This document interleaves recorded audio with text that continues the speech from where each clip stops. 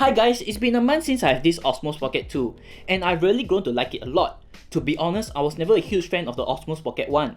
But when the Osmo Pocket 2 came out, it includes so much more interesting features which I knew would help me in my content creation. And after the stabilization test which I did in my previous video with the Osmo Pocket 1 and the RX105, I knew I had to get it.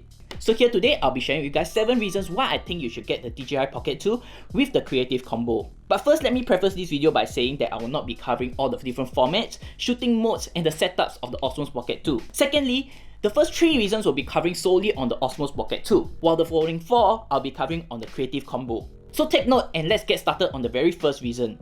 Number 1, it's a 2-in-1. What you can see here is my Weebill S gimbal, and it itself is really huge. What I have here is my camera, my full frame A7 II camera, or let's say my A6400 camera. Both of these is really quite big by itself. But can you imagine, both of these could be featured and squeezed into this tiny little device. It's both a gimbal and a camera. It really makes for a very helpful content creation device because you don't need to carry such huge items along with you in your bag, which makes it sometimes quite troublesome to be able to calibrate. And not only that, it has batteries of its own which sometimes you need to charge, and if you forgot to charge, it really makes the whole setup useless. Most of the stable footage that you see on YouTube are actually stabilized digitally, which means there's actually a crop. But having a gimbal to be able to stabilize the footage will be able to allow you to be able to use the whole footage instead of being able to crop down just for the small portion itself. So if you want to avoid huge setups such as this huge gimbal and the huge camera that you have, this is actually a very convenient and useful little package for content creation.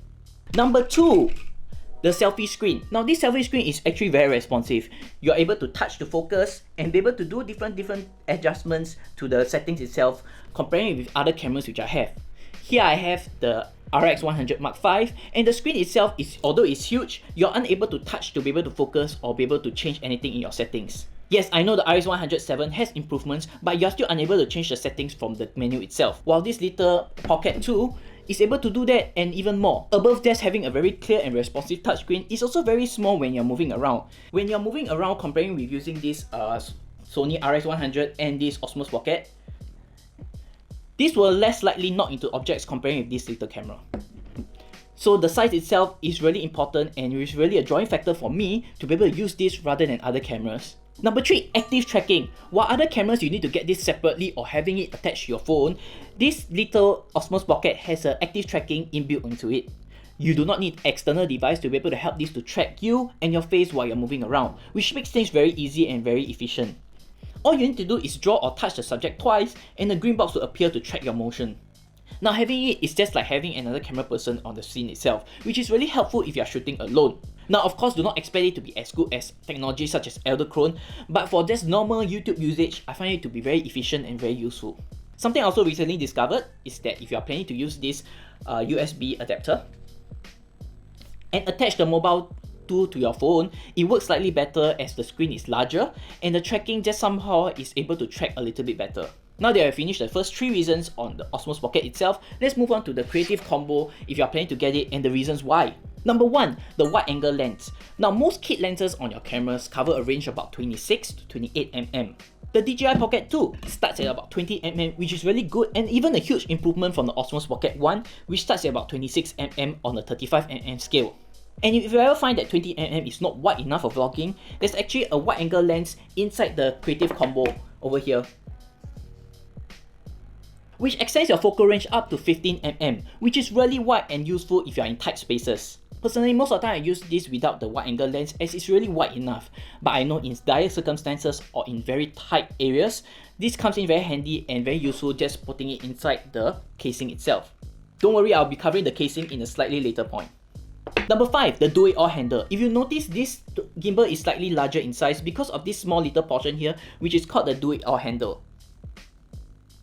If you take a closer look, there's actually this little speaker over here, which is one of the 4 very important functions which it has that the Osmo Pocket itself does not. Number 1, wireless connectivity. Number 2, an inbuilt speaker. Number 3, it has this bottom strap to be able to attach mini tripods or other accessories. And number 4, it allows a slightly extended reach, which I think is very necessary because what I encountered in the first Osmo Pocket is that the handle is really small and it tends to slip off your hand. Now I myself is an Asian, so my hands are already quite small, and I do appreciate that it has a larger grip to be able to help me to have a firmer hold onto the camera itself. The wireless function of this handle is really important and it leads us to our 6th point, which is the wireless mic. This wireless mic is easily attached onto the casing itself and it's over here. It comes with the dead cat, which is detachable if you need it to be. Now, having this wireless mic option is really useful and very easily connected, as all you need to do is basically just on the button over here. And once you see this green blinking light over here, it naturally connects to your Osmos Pocket, which is really useful if you are going around and you don't need to worry about syncing to the different channels if you guys are using a professional wireless mic. I find this to be really useful if you are in a noisy environment, such as a very busy highway or in the forest, as it narrows down to just picking up your voice itself. Hi guys, so this is the audio test of the Osmos 2, and this is without the wireless mic. This is just the built-in audio, and now we are on the wireless mic. Alright, so now we have the wireless mic on. Can you guys tell the difference between having the audio, the wireless mic and without? And just as you saw how it's able to be attached to the case itself, you can just clip on above here, and it basically makes a very good package, which leads me to my 7th and last point, which is the all-in-one. Now I'm going to show you what are the things I'm able to put inside this casing so that you have a better understanding of what I usually bring around.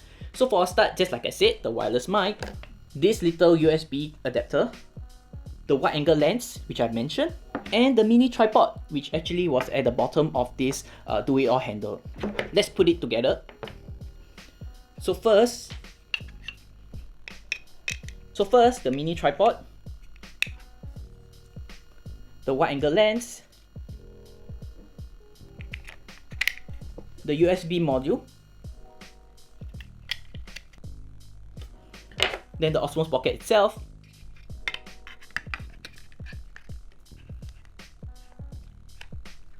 and lastly, the wireless mic. All these 5 components inside this tiny package, which separately means that a camera, a mini tripod, and a gimbal, along with a mic. So with these things I mentioned, what more can you ask for in a tiny package? So these 7 points which I mentioned literally exemplifies the genius of DJI. So in terms of my mobile filming, I've officially moved on from my RX105 to this Osmos Pocket 2. For all those who are intending to do vlogging for YouTube or social media content, I would easily recommend this DJI Pocket 2. For now, the creative combo comes in at about 535 USD, and I feel that it's worth every buck. If you enjoyed this video, do give me a thumbs up and subscribe down below. I will highly appreciate it, and it will definitely help surface this video to more people that are out there. Now, although this Pocket 2 is easily my best buy of 2020, there are few reasons and people which this camera will not be suitable for, which I'll be covering in my next video. So do ring the bell notification over here so they'll be updated once it's out. If not, I'll see you guys in the next video.